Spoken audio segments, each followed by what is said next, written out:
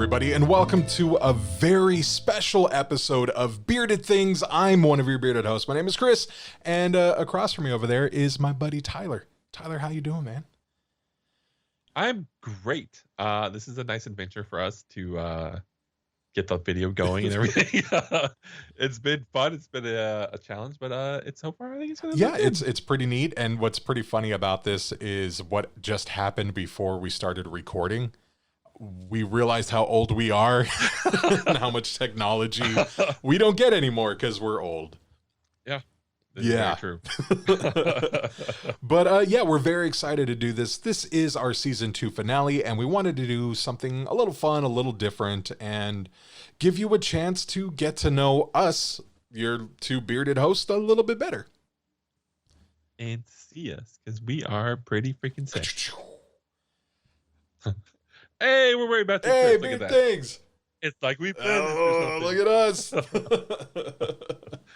So, so what we were talking about pretty much most of this season was how we wanted questions from you guys that we could ask each other, questions that you've been wondering, things that have been eating at you, anything really that you guys needed, you could ask us. And so a bunch of you did send in a bunch of questions, and a ton of questions. we're going to be making our way through that list. And then we have some questions for each other as well. So what do you say, man? Should we just get into this? Yeah, let's do it. We didn't decide who gets to go first, but I guess we'll just start from the top. Let's start from the top. And do you want to ask the first one? You do the honors. So our first question is pretty good opener, and it's just, how are you guys doing? Doing good. Yes. Personally, I'm doing okay. I'm tired. I'm so freaking tired. I'm in school. It just hit me. So in my school program, I have to meet with a counselor every week. And on the last week, I was telling her I was really struggling with one of the classes. And she's like, well, that's because you're a senior in college. And I'm like, I'm sorry, what? She's like, yeah, you have senioritis. Like pretty much. She's like, yeah, all of your classes. Like I have 6 classes till I get my bachelor's degree, which is, I never thought I would ever say those words. She's like, yeah, you're doing like high level college courses now. This is the hard stuff. So it was kind of like a shocking moment. It also like validated why I just feel tired all the time. And I pretty much did a 4-year degree since February 1st. It was my first day of school. Yeah, thank you, man. All I've been doing literally since February is this, which I love doing, and school. I spend about 10 to 12 hours a day studying to get through everything. So I'm really feeling that, and I'm doing about a class a week average. So I'll be done in 6 weeks, and it feels like 6 years, but I'm there, man. So you're saying when you're done, school will be out for summer? It literally will be. I'll be finishing just in time for my birthday. School's out for summer. School's out completely. And it's a whole thing. But so for my graduation / birthday, because they're going to be like weeks apart, I'm going to do something. I don't know what, but I'm going to turn my brain off. And I can't wait. It's going to be fantastic. Nice. You're just gonna listen to Fox News. Me and Tucker are gonna bond. I couldn't ever do that. But so yeah, that's what I got going on. How are you? I'm good. Ramadan ended last week, which was nice. Got to spend some time and do some fun things, and then just been working like crazy. Like we wrapped up season 2, and that was fun. We had a lot of good episodes, and survived COVID, which is always, a positive thing. It's good that survive. And immune system finally kicked in, which is awesome. And I think it's like kind of boring. I just work and come home, do this. There's not a ton of life to be lived. Isn't that right adulting though, in a nutshell? Yeah. Once you get over 30, it's like work, eat, sleep, repeat, and then die at some point. Yeah. Hey, so asking how we're doing, I want to know what's in your background, because looks like, is that a guitar on the wall? Yes, this is actually. I don't know if you can pan your camera. I don't want to mess everything up, but let's give it a try. So that right there is my KH2 Kirk Hammett signature guitar. There's a long story behind it, but that's a Kirk Hammett guitar from Metallica. I like to get fiddle in other corners of the room, which I can't get to because of the camera setup. I have an acoustic bass. I have the banjo that we got together when one night we ended up buying harmonicas. I bought a banjo. It was it was a mess. It was a great night. I have a banjo for that. And then I have an acoustic guitar in that corner as well. And then you can't see, but underneath my soundboard that I'm recording all this on, I have a nice little MK2 mini MIDI player. So I'm a musician. I like to play music. Not good, but I like to play it. It makes me feel better. Nice. Yeah, awesome. and I'm going to shamelessly plug the stuff in your background since we're going through backgrounds. I see a nice little welcome sign, one of our little stickers, and stickers from a friend of ours. Yes. I'm delayed. I can't do this, but yeah. There's the welcome sign. And then this is Mario Kart, Bowser. And then, our patron podcast group here, Scariest. We learned a lot from them. And then our stickers. And then that's the Monster Book of Monsters from Harry Potter.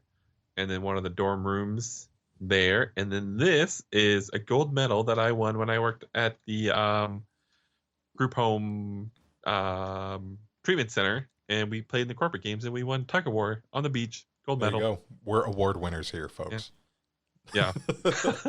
Proof that I'm a winner at something. All right. So next question. What has been your favorite episode so far? Ooh. I don't know. I really enjoyed our pilot episode a lot. Maybe because it was just us like working out the kinks, and it was kind of like, what works, what doesn't work. I really enjoyed, and I think the analytics support, a lot of people enjoyed, like the Axeman of New Orleans one. That was a good episode too. That's one of our most popular episodes. That was a lot of fun. I enjoyed that one. And then just recently we did the Kristen Smart episode, the Cal Poly Slow murder. That one was fun not fun. That's the morbid way to sound, but like say it was so like current event. It was a lot of fun to do. Like there was a lot of information to find and a lot of like good stuff. So that was fun. Yeah, I'm on the. What about you? So hear me out. So I think the pre-show work, I think I can speak for both of us. It takes, a couple of hours to write out the script, if not a couple of days to really research the topic. And it's a lot of work that goes into the pre, right? And then when we record the show, we're generally done in about an hour. Yeah, give or take. Maybe 2 if it's a lengthy or we just kind of go on tangents. Yeah. Well, after the show ends, generally the next that very night or the next night, I edit the show. So I get to spend another hour and a half, 2 hours listening to everything we just did. So by the time it goes to air, I'm over the episode. And nothing in a bad way. I just, I've had these headphones on for like the last like day listening to it. And I'm just kind of, once it's out there, I'm done. I did my time. Mm-hmm. But I would say, I think one of my favorite episodes was it's a topic, and it was a topic you did. It was the Tic Tac UFO. And only because that's evolving in real time in the real world. The United States government is putting more and more stuff out there, like validating other UFO sightings. And as a giant nerd my entire life, I find that riveting and exciting. So, if you wanted to, you could do an update on that episode. I was just gonna say that we're gonna have to do an update episode soon, because there's new stuff that's come out just last week. What, 3-4 months? Yeah. Oh yeah. There's constantly, that one's constantly growing and changing, and I think that's exciting. Like we had a friend who recently passed away, Jason Arbizu, and he was. I met him my first day of 5th grade. And he said he remembered the conversation where we met, And he's like, I went over to him and asked him if I thought aliens were real. And he's like, that's when I knew you're going to be my friend because you're just so freaking weird. And I'm like, that's accurate. Yeah. So yeah, so the Tic Tac episode was one of my favorites. Nice. All right, so let's go on to our next question here. And it says, question about the puking situation. What made Tyler puke, and why does Chris puke on an annual basis like he's the carnival coming to town? I think this was in reference to one of our episodes in April when I was puking at work and throwing up. So that's why I was puking. I was just sick. I don't have any reason. Like, I just wasn't feeling well. And then, yeah, Chris, why do you puke on the carnival basis? Yeah, I'm a never puke. I take great pride in that. I think the last time I puked, oh no, was I think over a year ago. So I'm due. And I'm not looking forward to it. I hate puking. I hate it so much. And then I find myself when I do have to puke, I puke because I'm puking. Like the urge of why I initially started puking is gone. But the fact that it's happening to me grosses me out so much. I have to do it some more. Yeah. So in everyday life, when things make me nauseated, albeit something I ate, an odor, a situation, and I'm just like, I try and find tricks and remedies to avoid that crisis. And one thing I found that helps, if you want to try to be a never puke, is cold water. Put your hand in cold water, like go to the tap somewhere and put your hand. It's got to be like cold though. Like it shocks the nervous system. So yeah, just put your hand under cold water, rinse your face with cold water, slow breaths, serenity now, push through, and wait another year before you actually puke. I've heard that, I don't know if it's the prevent puking or gagging, but if you smile really like broadly, like it's supposed to like prevent that urge because it like tightens up like the neck and everything, and it kind of it's like the pre-saliva throat moistening that happens before you throw up.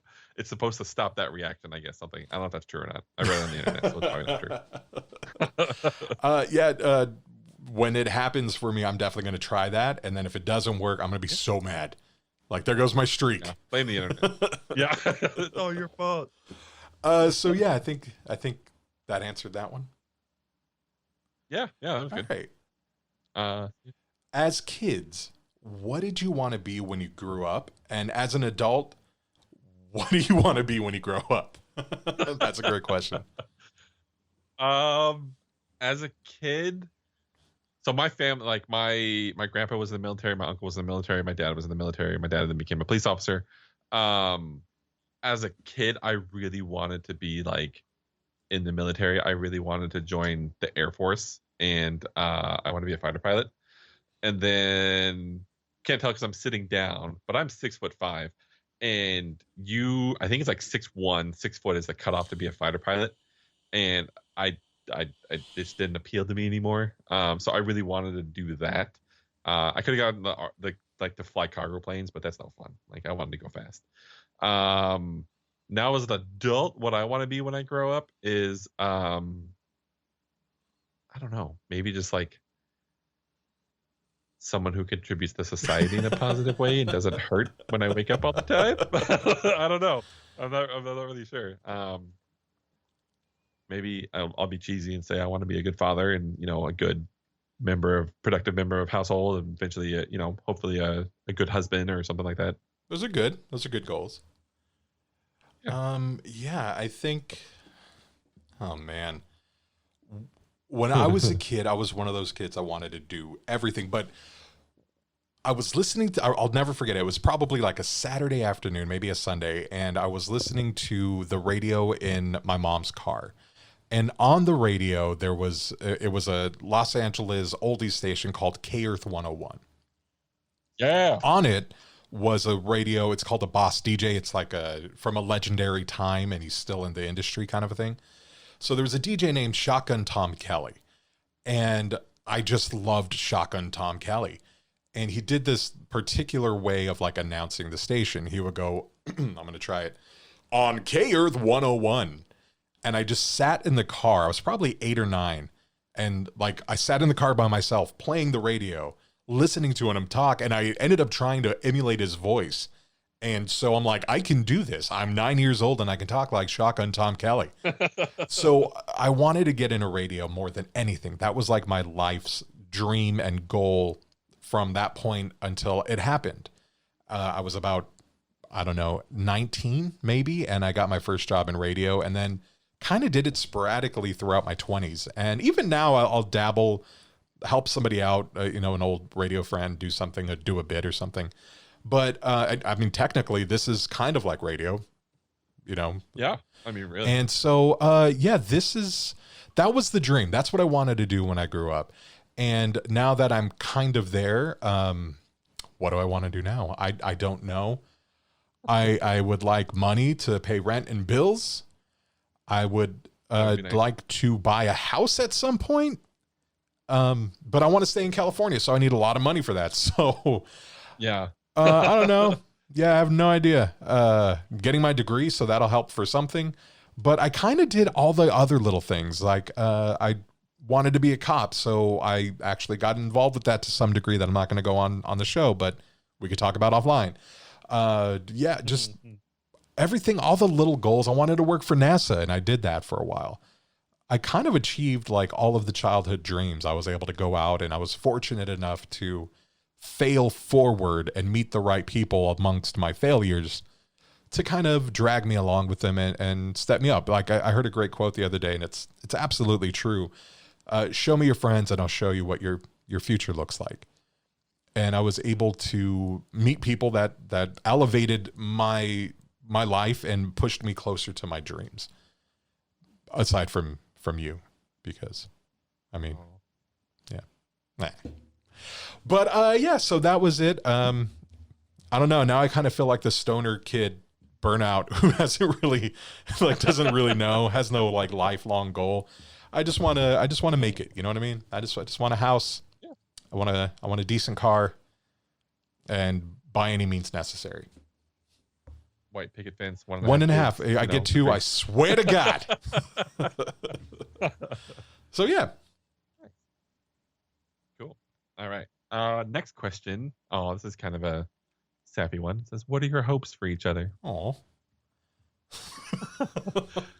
There's writing these down, we run the gamut of like, there's some that are like very sweet and very sincere, and some that are like, wow, like you guys went there. So it's fun to see that. This is one of the nice ones. So go ahead. What are your hopes for each other? My hopes for you are, well, actually, kind of we'll circle back to this one in a little bit because I have a question that kind of goes along these lines, but we'll get to that one. Okay. My hopes is that, you become the father that you've always wished you could be, and that you just, everything that goes along with that happens, like if it's success, I don't think you plan on the current career path you're on forever. So whatever that is, like we've talked offline about just some of the things that we've gotten involved with and some of the choices we've made in our lives. And, I've always, even if I don't understand it, I've always supported whatever the heck was going on in your life. Okay. And that's what I hope for you, is just whatever it is that you're striving for. I hope you nail it, and I'm going to be there rooting for you, even if it's a horrible idea. Especially if it's a horrible idea. I'm going to be right there egging you on. Nice. Reminds me of when I got married. Seconds before the music starts, the bride walks down. I'm like, it's not too late. Let's go. Take my keys. Yeah. So, appreciate it. I just want to say how great that was. We need to paint that picture. We're standing up at the altar, right? And your ex-wife was literally walking down the aisle as people are standing. And it was me and your brother up there with you. And we're like, dude, just run. I'll hit her with the chair. Just go. You can make it. Just go. So we're like dying laughing. She was not happy. She was super pissed that the first reaction to her coming out was the three of us laughing on the altar. It's so I don't understand how the marriage didn't work out. I don't get it. I don't know what happened. It's so weird. I mean, we started on such a positive note. I don't know why that upset her. She knew us. She knew what we True. do. That's true. That was her bad. She didn't marry just you. She married everyone. You should have known. Yeah. It's a package deal. Yeah. Future Tyler wife, just know. It's a package. You get all of it. Yeah. And if I live within a mile, I'm going to show up every day and eat your food. Oh, yeah. Well, I mean, yeah. My hopes for you, kind of similar along the lines. You know, I don't know if you want to become the father that you've always wanted to become, but just as much success and prosperity that you deserve. You know, you've been through a lot, you've done a lot in your life. I feel like that comes, you know, you put in the effort, you work hard, you do these things, like it's gotta pay off in the end. You know what I mean? You can't just keep grinding and grinding and grinding. Like, you deserve to have all that success and the prosperity and like the love in the world. And I've known you since we were little kids. You know what I mean? Like, it's one of those things, like, we've seen each other go through the highs and the lows and everything that comes in between that in life. Like, and I just want to see, my hopes are more highs than lows. And yeah, we get to be old men with really old beards sitting on our rocking chairs, dueling banjos next to each other, and it'll be perfect. Yeah. That's kind of the dream. I think it's inevitable. I don't even think it's a dream. That's just what happens. Yeah. It has to. All right, let's move on to something a little less emotional. Thanks, whoever that was. Yeah. Jeez. All right. People go hunt the shadow people, dark watchers. I think it's a please, not people. My bad. Please go hunt the shadow people and the dark watchers. I don't think that's a question. It's a statement, but yeah, absolutely down. Okay. Yeah. Done. Yeah, we talked about it in the episode. We would. I think we were talking pretty much. I think maybe this summer we'll make that trip out there. I think so. Yeah, because it's not that it's an hour and a half for me. It's probably 2.5 hours from you. Like, you just come here and then we'll shoot up. Yeah, and great. There's a great place that sells fried abalone sandwiches up there. So I'm in. All right. Yeah. I'm down. Cool. Next. That was easy. All right. Next one. Oh, let me move my window here. I'm just going to put it over here. Technical difficulties. There we go. Okay.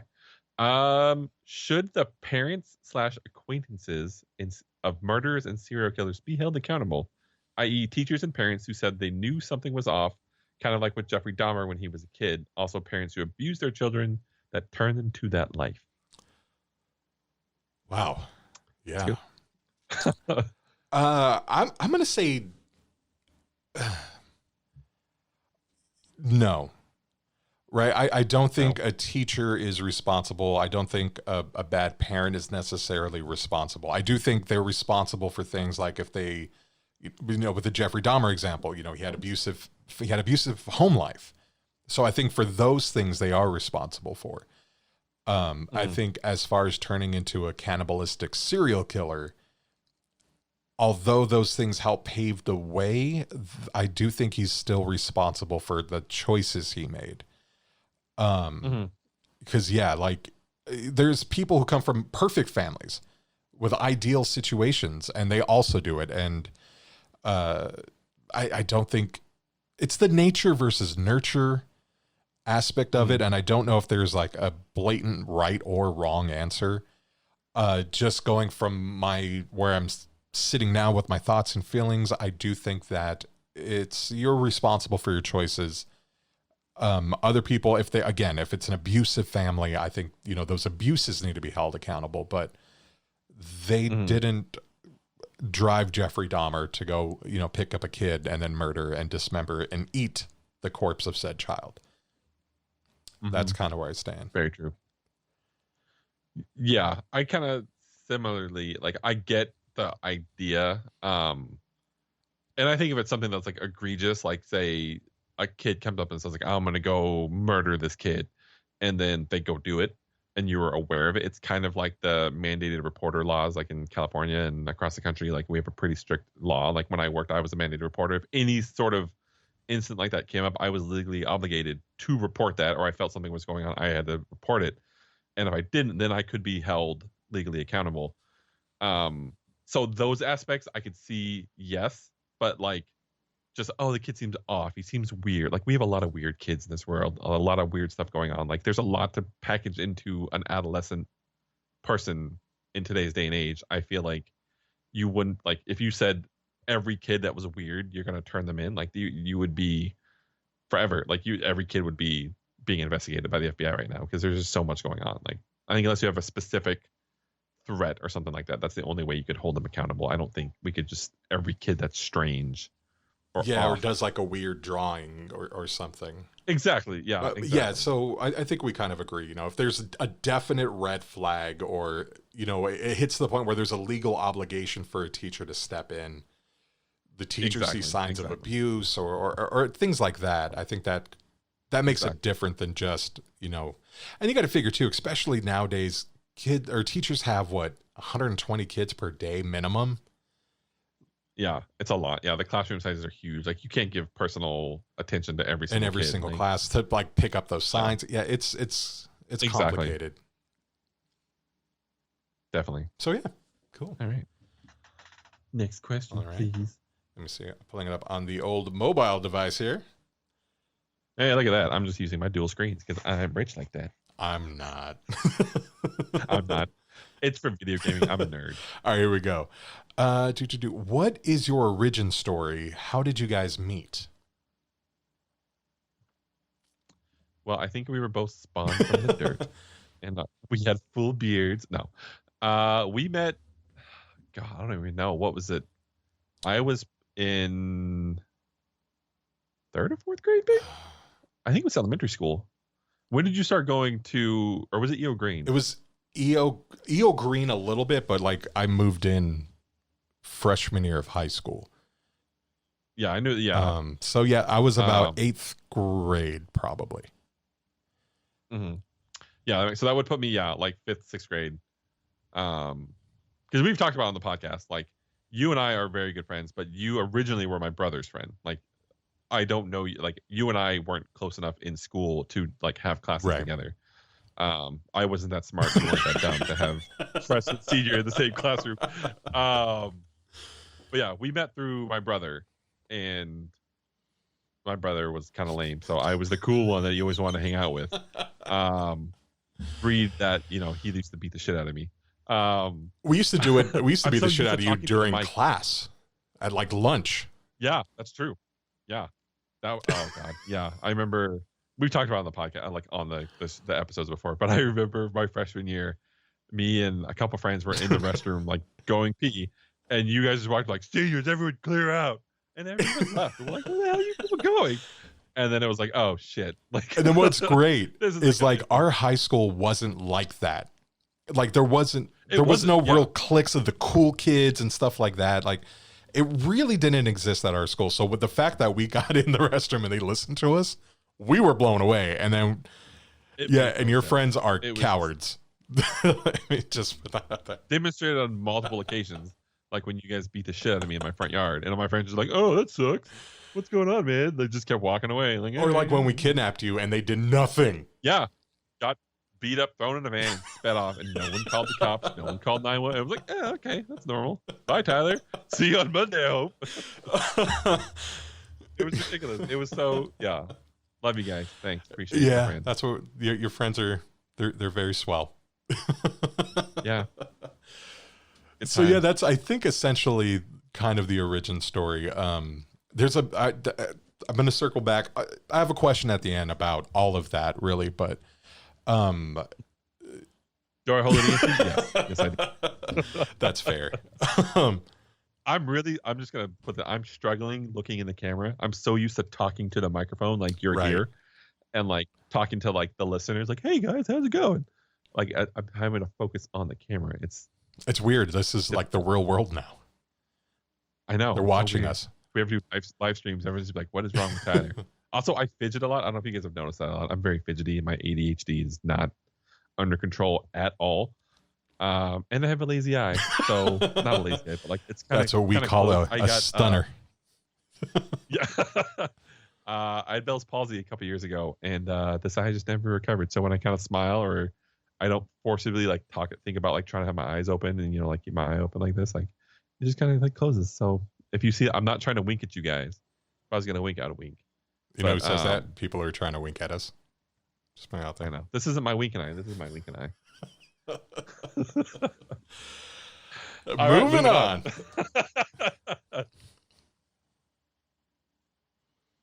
This is mine, huh? Okay. Trying to multitask. So it says, what is your favorite trait and memory about each other? Oh. Which we kind of covered the favorite memories, I think, a little bit. No. Well, I have a lot. I don't remember much. It's been a very good 30 plus years.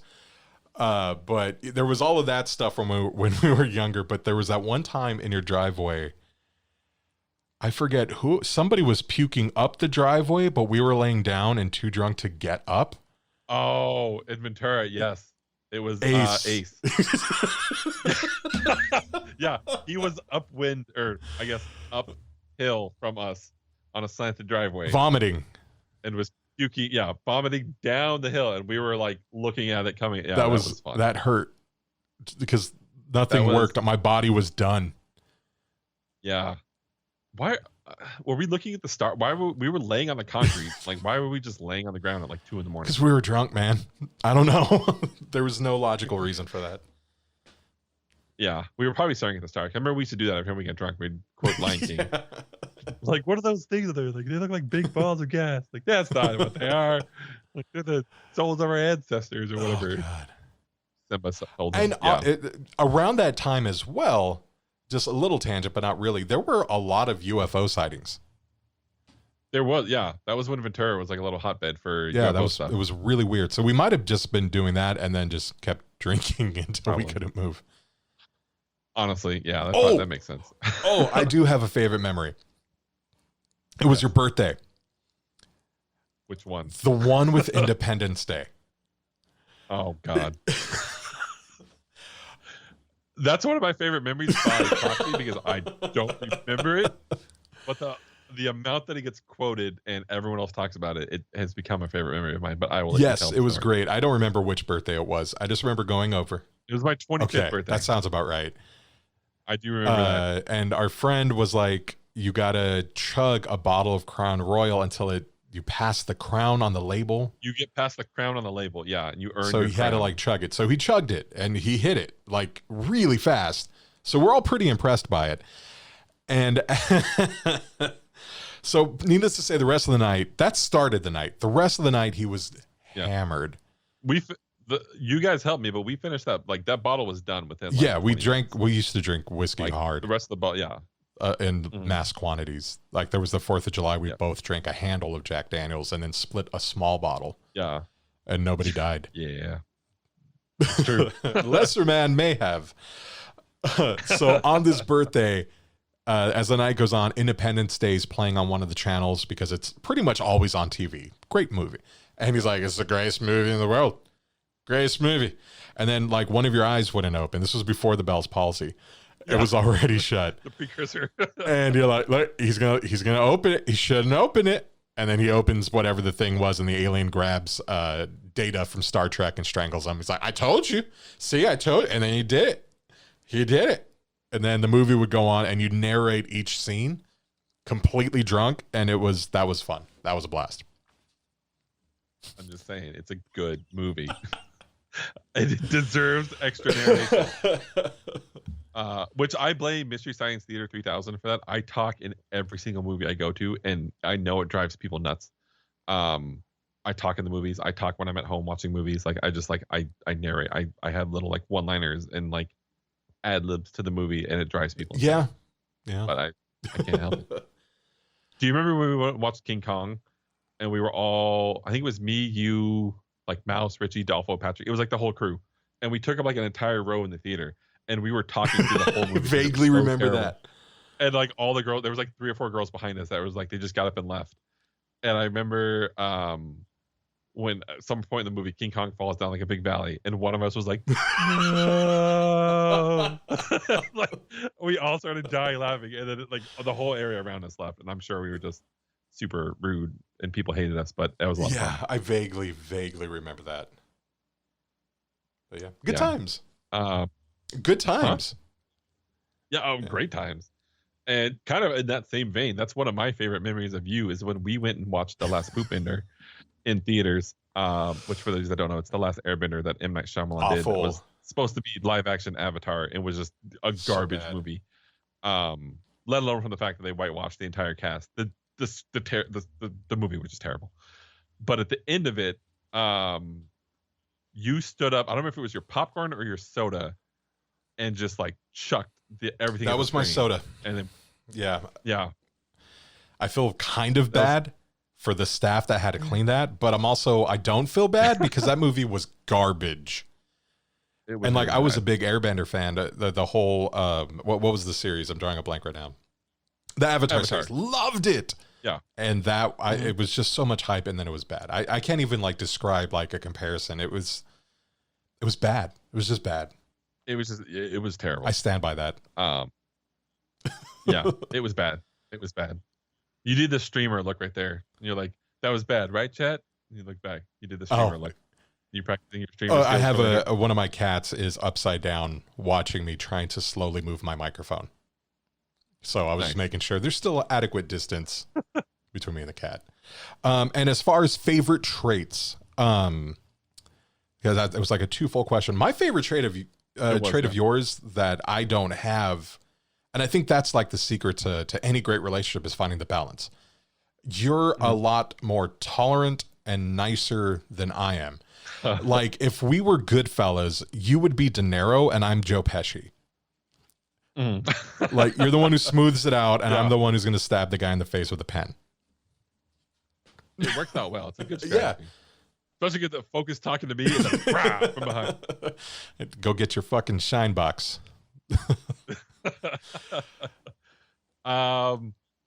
Yeah, kind of my favorite trait of yours, kind of piggyback on what I was talking about, like the hopes and dreams, is like I really admire your like resilience and the drive to, no matter how many people and who it is are going to try to say you can't do that or don't do that, like you should stop doing this, like you're kind of like, nah, fuck you, like I'm going to set my mind to this, I'm going to do it. And not a lot of people can do that. You know, not a lot of people can take that and say, I don't care what anyone else says, I know who I am, like in my heart, I know what I'm going to go out and do. And just to put that resilience and that drive forward, it's super admirable, and I really like that about you, man. Thank you. Yeah, most of the time I'm just faking it, and I'm like lying to myself, but it works. Skills. So moral of the story, just lie to yourself. Fake it till you make it, and it'll, it's worth it. It's your life, Live it the way you want. Fail it the way you want. You'll see them all you'll see everybody again on the long road towards the middle. So you're saying, no, I would never. I don't know if you guys, Bon Jovi's going to your neck of the woods, but Bon Jovi has a social media campaign with like whatever town you're in. He's doing a drive-through experience, and like, Bon Jovi's coming to town. I proceeded to troll the hell out of that thread because I hate Bon Jovi. I hate him with a passion. Yeah. I think you hate Bon Jovi as much as I hate That might be. It might be. And you too, the band, not you as well. Yes. Like Bono. Yes, Bono and all the other people. Yeah. There's two songs I like from Bon Jovi. I like Wanted Dead or Alive and Young Guns. The rest of it is just not necessary. Yeah. So, yeah. Makes sense. That's fair. All right. Moving on. It's a freaking question. Okay. Who has the biggest beard, length, and width across face? First of all, Gabby, who put this question in, I hate you because you're always trying to sow discord between us. And the size doesn't matter. It's what you do with it, okay? But speaking of size, I think my beard's bigger all the way around because you have like a real job where you have to like be presentable, and I play make-believe for a living. So it doesn't really matter for me. Yeah, I have it actually kind of weird, ironic, or coincidental, whatever you want to call it. It popped up on my Facebook feed today is my memories.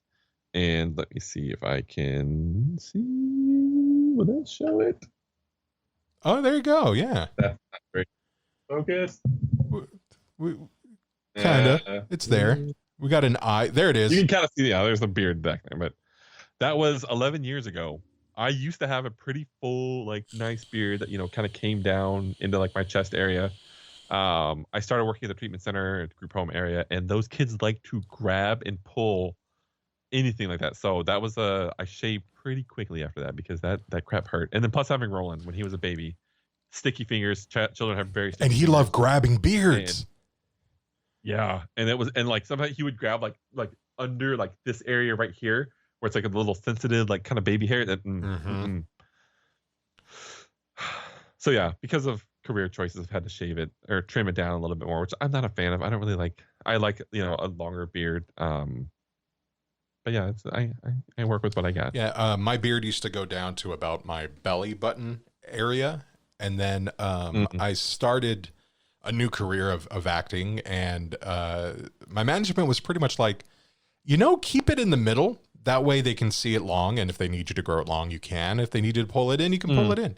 So I started doing it in the middle, and it seems to have worked out fairly well. Now it goes like mid-chest, and it's just the full beard. I got the full handlebar mustache thing going on, and it's a lot of hair. It's a lot to deal with. It's constantly in my mouth, in my food. It's just everywhere. That's what she said. So yeah, I think, in terms of length, width, and girth, I think I beat you on this one. Have you go with the girth, huh? Yeah, well, I have it where it counts. For now, give it time. This is waiting for you, sir. You're not that I know. If I would have started going bald by now. I think I was going to lose my hair. I would have. Well, maybe somebody might sneak in and put some Nair in your shampoo. We'll find out. Right. It'll grow back because I have that gene. Yeah, even your dad has really good hair still. I was like, everyone has good hair. Like, I think my grandpa didn't go bald until he was like in his late 60s. So it's like even then, like I'm okay. I think I'll be all right. I think it skips a generation anyway, so I'll probably get his genes, like my grandpa's genes. I don't know if my dad's dad had thinning hair because he was adopted, and then his dad was adopted as well. So who knows when it comes to genetic traits in my family? But yeah, we're good. All right. Next question. Yes. Oh, it's my question. Who would you want to play you in a biography about your life? I don't know. That's tough. I think the only one who would really like break the wall of like, I'm watching a movie and make it real would be Gary Oldman or Christian Bale. Like one of those two. Uh-huh. I think I'd prefer Gary Oldman over Christian Bale. I'm going Gary Oldman. Nice. I don't know if he could pull it off, but I would say Morgan Freeman. No, I don't want him to narrate anything I did in my life. Actor-wise, I don't really know. I feel like there's a lot of weird stuff that's happened in my life. So if someone that would have to be adaptable, so I would say like Daniel Day-Lewis. But then he would probably end up like sleeping with like whoever like I'm with at the time because like I have to be in the character. He's like he has to be. Because Daniel Day-Lewis never breaks character. Yeah, he just moves into my house, starts eating my cereal. I feel like it would be a bad thing, but I don't know, someone like him. I don't really know. I haven't really thought about who would play me in the movie. When I was younger, people used to say I looked like the brother from Everybody Loves Raymond. I think it was Brad Garrett. Oh right, I think his name is. I never saw it, but like I never saw the resemblance. But people would say that that's who I like reminded them of. So it's like maybe he could come and do a role because I guess he kind of looks like me, but I never saw it. Yeah, I don't quite see it, but he's tall. He's very tall. Yeah, I guess it's true. Yeah. Maybe that's what they present. Like, oh, you're tall. He's the tall. guys are twins, practically twins. Yeah, exactly. Yeah. I don't know if that answers the question very well. Sorry, but that's what I. Yeah, that works. All right. Thanks. Moving on. What is the worst advice you've ever given, and would you totally give it again? I don't know if it's the worst advice I've ever given, but I remember when we worked at Starland in Ventura, and there was that one specific person who used to frequent the avenue, the road, Main Street, who was a person of the night. Yes. Lady of the night, but also had some man parts, if you get what I'm saying. And I remember we used to tell people who had way too much to drink, like, hey, that girl really wants to talk to you. You should go talk to her. And probably bad advice, but I remember sending people to go talk to her. And they would come back really upset because they found a surprise that they did not want to have. Yeah. And not knocking her at all. No, yeah. Yeah, and she was an actual a lady well. of the night. That was her thing. Yes. That was her profession. And she did well for herself. There was a lot of people, she was very popular in the area. But yeah, that was kind of messed up a little bit, I think. But other than that, I don't know. I like to think I'm pretty good at giving advice. So that was kind of an evil, mean-spirited advice. So I probably wouldn't do it again, but that's what pops in my head. I'm like you were saying, like one of my strengths and traits is just kind of going headfirst and diving into whatever it is I'm doing. And I recklessly advise others to do that as well. And I know it's not for everybody. I live my life by no uncertain terms. Now it's more stable than it's ever been, but up until recently, there has been no stability. I mean, I think the longest I've ever lived in one location is like 4 years, maybe 5. So living like a rolling stone, right? Just constantly going works for me and my life. And if you ever are going through something and there's something that you just feel you need to do, but life and reservations and responsibilities are holding you back, you probably shouldn't go to me, because I'm going to be like, you need to go do the stupid thing. That's where life is, right? Life is in those poor decisions done out of good intent. Like, that's where the stories happen. Do the thing that makes you uncomfortable if it doesn't hurt anybody, right? If it betters you even slightly, do the dang thing. So, I constantly give that advice to people, and it's not for everyone. Nice. But yeah, I've never done any malicious advice. That's kind of the extent of it. Just kind of, I just really encourage people, especially younger people. Like when I was running an escape room, one of the employees, I was just like, go do it. Just go do all this stuff. They quit and moved literally to China to go teach English because that's what they felt they needed to do. So they did. Yeah. That's awesome. And I just saw him on social media. He's now engaged to his fiance. So kudos to him. He done it. He done it. Right. Done it good. So, nice. Yeah. I like it. Next question. Is it my question or yours? I have you're right. When and what was your earliest memory of death? Oh, man. It's between 1 or 2 people, and I don't remember the ages. I was really young for both. It's either my great grandmother, we called her Nani, and I remember she was really sick pretty much my entire childhood, and she ended up passing away. I think I was like 5 or 6, but I remember her knocking on the front door, and then like me giving her a hug, and then she came into the house, and then like a week later, she was just gone. So I think she might have been the first person. If it wasn't her, it was my godmother's brother, and he loved me to death. He spoiled the heck out of me. Like, he got me Power Wheels and like full on like the industrial, like the G.I. Joe stuff you saw in the commercials, but you can never find in the store. Yeah. He would get me like these giant G.I. Joe jets, like huge. And he was so cool. His family name was Boy. He was a junior to his son or his dad. And he ended up passing away from AIDS. And again, I was really young, probably 4 to 5-ish as well. So yeah, those are my 2 earliest memories of death and my first exposure to the effects of the AIDS virus and how it just rotted his body and it just made him a shell of who he was. Yeah. same with me. I was 4 when my uncle passed away, and the circumstances around his death were pretty unfortunate. And but that was like the kind of like, okay, like I understand what's going on. Like he's not going to be here anymore, and like what happened and the nature of it happening. Um, so I would say 4, and then reinforced a couple years later when my grandpa on like my cousin's grandpa, like I don't know, it's weird. It's not like my grandfather. It wasn't like one of my grandparents, but it was, we called him Grandpa Lefty.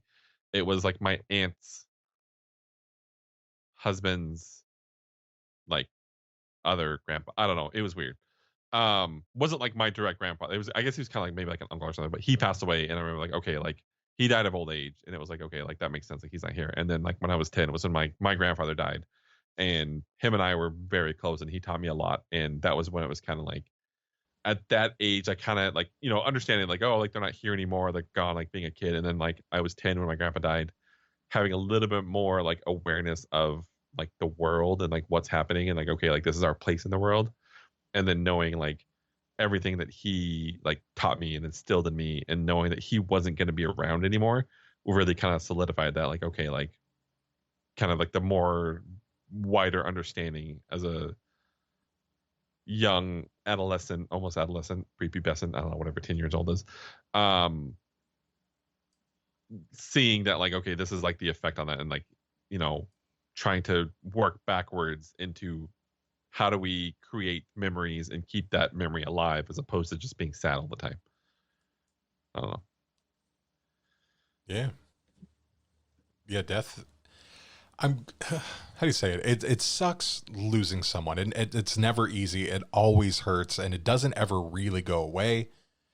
But I think getting experiencing it when you're younger, I think helps with the process when you're older. Definitely. So yeah, it's a dark, it's a sad thing, but it's also, you know, circle of life. Like, Exactly. I Yeah, think we're all exactly. better for those people, even though that brief window that we had them. I think we're better people because of them. So I agree. All right.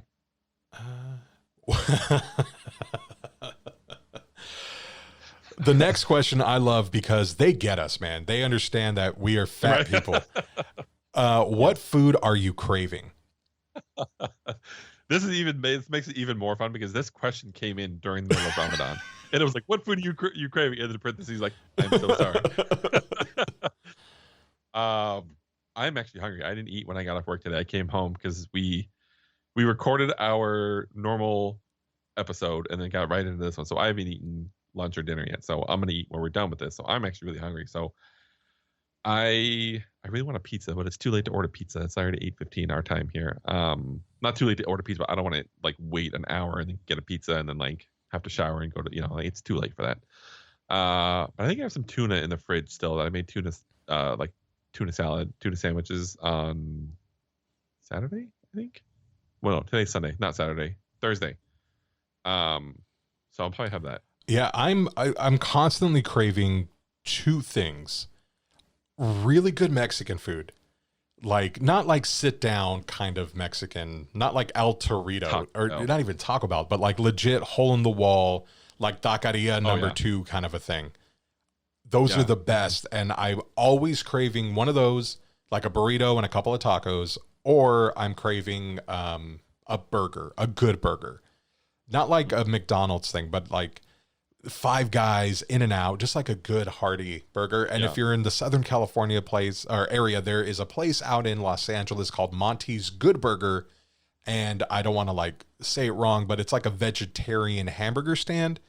They have like dairy-free cheese, dairy-free milkshakes, which are a godsend when you're lactose intolerant and in the middle of Los Angeles. And their burgers use Impossible patties, I believe, or you know, one of those type things. Yeah, with the vegan cheese, and it's really good, really good. So I'm always either craving like a really good burger or really amazingly bad Mexican. Like right now I could go for a burrito, like hands down. And also now I'm thinking about like Taco Bell's Quesalupa. If you haven't had the Quesalupa, it's pretty phenomenal. Putting that out there. Nice. So yeah. Thanks for making me hungry, person. Yeah. What is your favorite book? This is kind of funny because we talked about this before we got on the air today. We did. Man. Okay, my favorite books.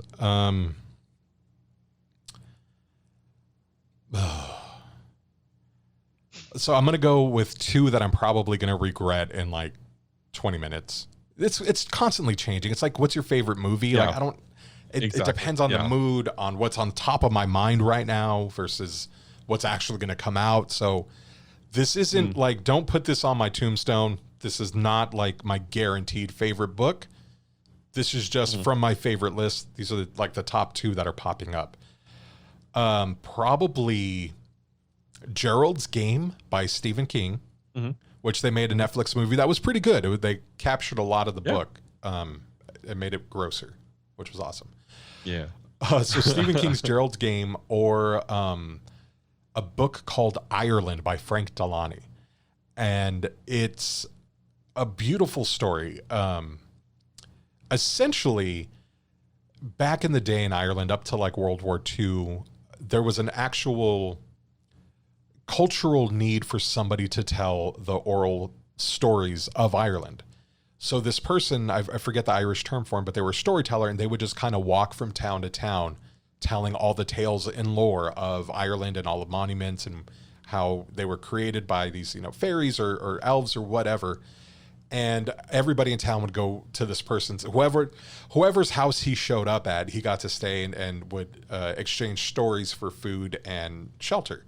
So the entire community would show up to this person's house while this old man would sit there and just tell all these tales. And the interesting twist on the book was a lot of the tales were steeped in folklore, but in that folklore, there was truth. So where the whole point of the book was like, in our lives, where does the fairy tale end and where does real life begin, and how do we know? So it was just a really interesting book. Highly recommend either one of those. Nice. That's awesome. I don't think I have a book, like a single book per se. I read or listen to a lot of like series. I have a lot of series that I enjoy. One of them being John Dies at the End, the John Dies at the End series by David Wong. It's marketed as kind of like a pseudo horror book, but it doesn't really, the idea kind of about like shadow people and like how they interact with our world. But it's from a very eccentric point of view. Lots of humor, a lot of comedy, kind of, like kind of how we are. And the first book of the series is called John Dies at the End. The second book is called This Book is Full of Spiders. Seriously, dude, don't touch it. And the last one is called What the Hell Did I Just Read? And it's a really good series, and they get better each book gets like pretty significantly better after that, which is a lot of fun. I'm also a huge nerd, so I like a lot of like kind of fantasy type novels, not like the, your mom's steamy fantasy romance books. But like, I like anything from Brandon Sanderson. He's an author that I really enjoy. He took over a series by Robert Jordan called The Wheel of Time. After Robert Jordan passed off, Brandon Sanderson took over and finished that series. It's about a 12-book series, and they get progressively bigger as the series goes on. It's just like Game of Thrones. I really enjoy the Game of Thrones books, even though he hasn't finished them, even though the series is over. And then there's another series. It's called basically the first book is called For We Are Many. It's a book called the Bobaverse. It's about a human being who gets a lot of money, gets cryogenically frozen, and then brought back as artificial intelligence for a von Neumann probe, which I will spare you the science and the nerdiness. I explained it to someone, and they looked at me like, I didn't realize you were such a nerd. So, and that is, I forget who, I honestly, Dennis E. Taylor. That's who writes that book, that series. It's a super fun sci-fi sort of like very nerdy, very heady space stuff. Basically, he travels interstellar places to create copies of himself, and finds aliens along the way, and they do battle with aliens. It's actually really I'm pretty fun. sure that's the premise of Futurama.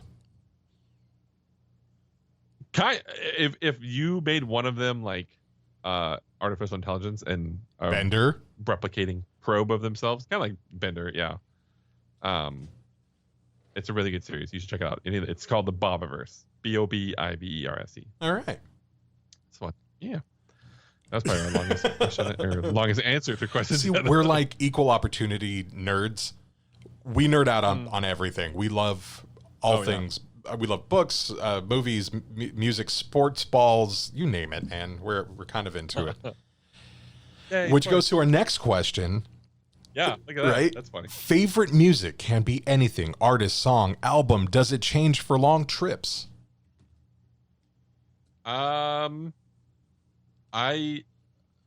This is going to sound very cliche, so I apologize in advance because every time someone asks me, what's your favorite music?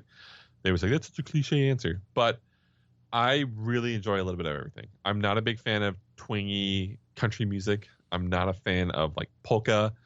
But anything else, you name it. I grew up mainly listening to oldies as a child because that's what my parents listened to. And it was funny you talked about the Carrot 101 and Shotgun Tom Kelly because I can still hear the jingle in my head like it's Shotgun Tom Kelly, and he'd go, it's me, Carrot 101. Yep. Like I could still I could hear that vividly. And so I listened to a lot of oldies, so I really enjoy oldies music. And then when I got to 10, 11, 12 years old, I really got into like rap, hip hop, that kind of whole music scene. And then as I got older, kind of ventured out a little bit more. I started coaching in Ojai, which is a very, very, very white town, and no one listens to rap or any kind of like music like that. So everyone listened to like rock and roll and like classic rock and like hard rock and metal and all this stuff. And so that was what the kids were always playing like in the weight room when they're working out and stuff like that. So like just I guess by osmosis, I don't know, I started picking up on that music. And then as I got older, like I listened to a lot of like folk music and different stuff like that. And I really like weird abstract music. So a little bit of everything. And for long car trips, it definitely changes because you have to, I think if you listen to the same thing, the same genre over and over again, especially like when I drive out to get my son, it's an 8-hour drive one way usually. It's just like, it's a 16-hour round trip. Like I can't listen to the same music over and over again. Like I either listen to podcasts or I listen to very upbeat or like mixed up the music so that it keeps me awake for those drives. Yeah. I don't know if I can have the energy to go down that rabbit hole right now. Same. I literally listen to everything. I do enjoy a good polka if the setting's right. And I have like, a stein of like lager, Oktoberfest status. I'm all about that. I love cultural music from different cultures. Spotify used to do a thing where you can hear, like it linked with ancestry.com and it looked at your DNA test and pulled up playlists from those regions. So that's super cool. It was awesome. So like I was pretty much all over the world. So one of the places was like Samoa. So they played like a playlist from Samoa. Another one, I had like a little bit of African. So they're like, this is what is popular in that region of Africa. And I got to like hear what they were listening to. And it was really cool. I've done radio forever, probably 10 to 15 years on and off getting involved with radio. I've seen everybody who's been in the top 100 over the last 20 years. I've probably seen them live. Yeah, I really enjoy all types of music. My go-to bands, hands down, like one of my rules for the most part, with some exception, but not, it's definitely the exception, not the rule, is you have to be able to play your own instruments. If you can't play your instrument, you better be a phenomenal singer. And you get people like Billie Eilish, phenomenal singer, doesn't need to play her own instruments, even though she can. She can sing. She's got talent, so that's cool. But Pearl Jam is my number one all-time favorite band. And then there's just like a slew of just writers that I'm more into than I am like the band, or guitar players like Alice in Chains. The musicianship in that band is phenomenal. Lisa Hannigan and Damian Rice, they kind of do this folksy, jazzy, I don't want to say pop music, but more contemporary music. And Yeah, It's yeah, it's definitely. phenomenal, beautiful. Lisa Hennigan literally sounds like an angel. Highly recommend you check out some of her stuff. There's Dropkick Murphys, Flogging Molly, Sex Pistols. Like I just kind of it's all mood specific for me. I'll listen to just about anything if the mood is right. So yeah. Thanks. Cool. And if you can't tell, that's Jane Um, bombing the session here. Hi, Jane. So we have kind of a live question here. It's kind of fun. Mouse just said a thing like, I hope it's not too late, but I have another question for the Q&A, and it kind of goes along with our theme because we talked about books and music. He wants to know, who is your favorite actor or actress, and what's your favorite genre of movies? Oh man, favorite actor would probably be Gary Oldman, Daniel Day-Lewis, Tom Hanks. Favorite actress would probably be, oh man, I just saw someone. I'm like, you know what? It doesn't matter what this lady's doing. It's, it's good. Like she's in it. This is going to be gold. Oh, I'm drawing a blank right now. What was she in? I don't know. She's like a newer actress, I think. She's like kind of like a character actress where like if she's in it, you're just going to buy into whatever she's doing. And I'm drawing a blank right now. I can't even see her face. I just remember just saying this the other day.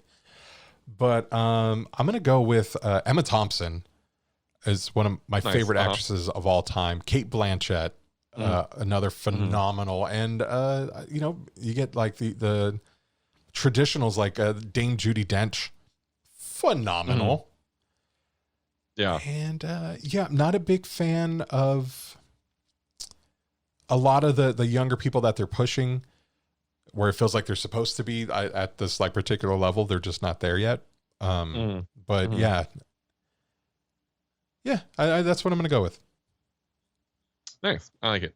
What's your favorite genre of movies? That was the second part of the question.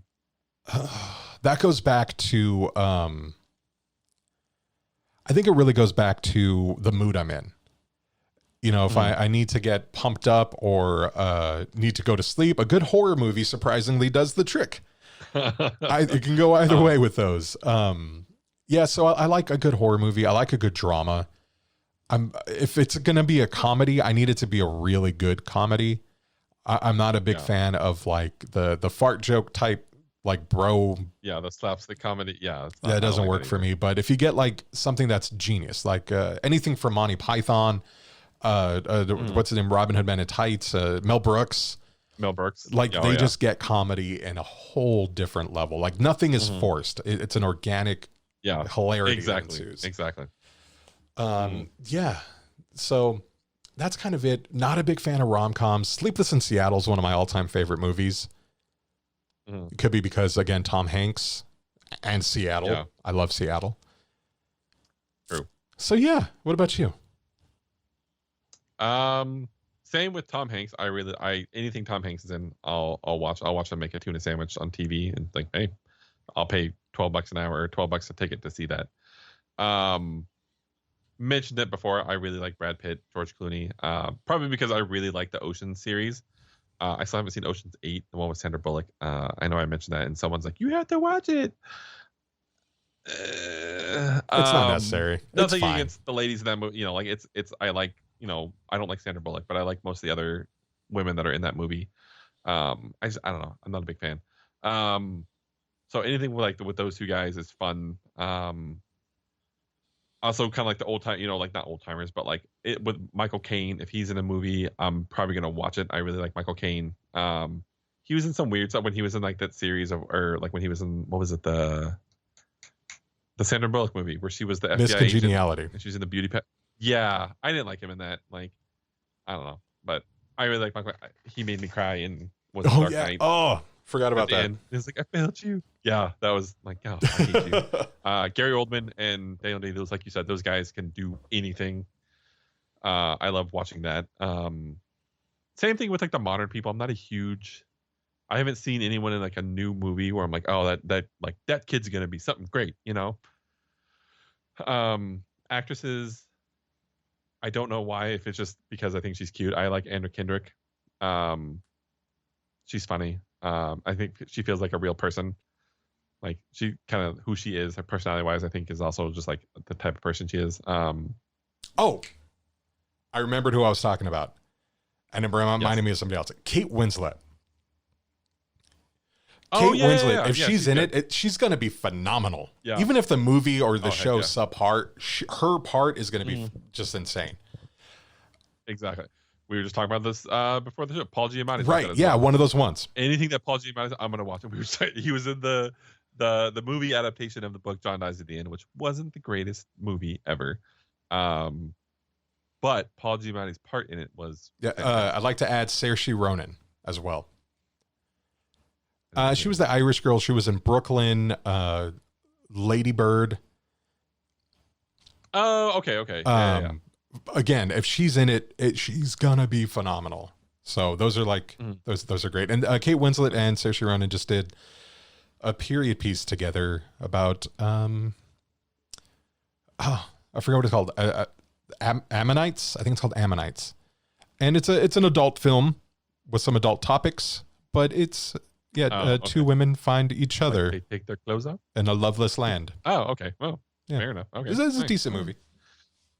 Nice. And for genres, kind of the same thing with you. It depends on the mood. I'm not a big fan of slapstick comedy. I like the funny because you don't have to add like sound effects or like fart jokes or like dick jokes. Like if it's funny because the concept is funny. Like the very subtle humor is, I like that. Very dry humor as well, which is probably also why I like the Monty Python series. Not a fan of Adam Sandler, really. I like Adam Sandler as a person. His movies are just like, he cranks them out like every year and it's the same shit. I can't stand it. I can't do it. I also don't like what the hell's his name? Seth Rogen? I like Seth Rogen. He was in Tropic Thunder. They got the main guy in Tropic Thunder. Ben Stiller? Robert Downey Jr. Ben Stiller, yes. I don't like him. What about Cable Guy? And I love Jim Carrey. I'll watch anything with Jim Carrey's phenomenal. It's not even like it's slapstick. Yeah. It's like that's his art. Yeah, he's so good. Yeah, the physical comedy that he brings is amazing. Back in the day, Chris Farley, David Spade, I would watch anything. That was kind of slapstick, but like it was just a different type. It didn't necessarily rely on like the fart jokes and like the crude humor. It was more like, it was very physical comedy. It reminded me of the National Lampoon series, like the Family Vacation or whatever. It was that style of comedy. Yeah. It was kind of like dirty humor, but not like. Yeah, it wasn't like gross. It wasn't gratuitous. Like, wasn't like the American Pie shit where it's like, okay, like this is ridiculous. But yeah, so it depends. Okay. All right. So I think I stole a question because you did favorite music and I stole one from the list. So we can either keep going or I can do that one or. Let's just I'll knock out the next one. We'll just keep going. All right, go for it. Who is your favorite superhero that isn't me? I was gonna say Chris Dalton, but I don't.